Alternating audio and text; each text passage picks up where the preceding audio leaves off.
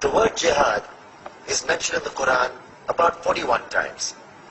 The words mercy, peace and compassion are mentioned about 355 times. Yes, come in. Come on in, Riaz. Sit down, please.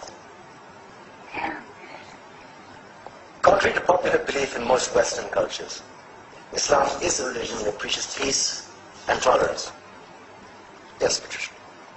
If Islam truly is a religion that preaches peace, then how come the world's most troubled spots, the West Bank, Afghanistan, Pakistan, Iraq, they're all plagued with Islamic terrorism? Well, that depends on your definition of terrorism. Some might argue that the U.S. invasions of countries like Iraq and Afghanistan are also acts of terrorism. Those were acts of war to get rid of despotic regimes. Or a means of getting at a country's oil. Conspiracy theories. Well, okay. Yes, please. Go ahead, Riaz. Mr. Khan is right.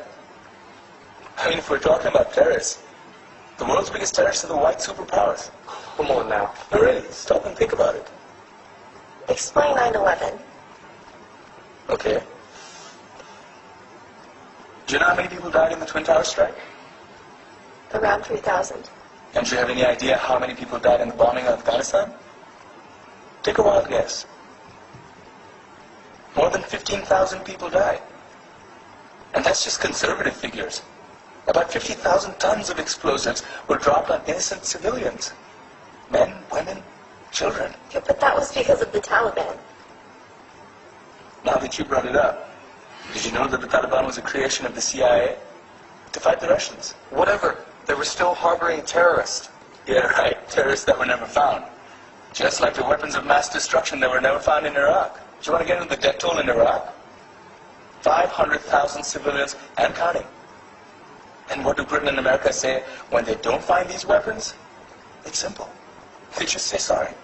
And still refuse to relinquish control of these countries. What are you trying to say? What I'm trying to say is that just because you're American, wear a fancy suit, and call yourself the president, doesn't make you any less of a terrorist. I'm saying that if you don't stop meddling in other people's countries, you will face a backlash. If Muslims like you feel that way, then why don't you get out of our country? We will. As soon as you promise to leave ours.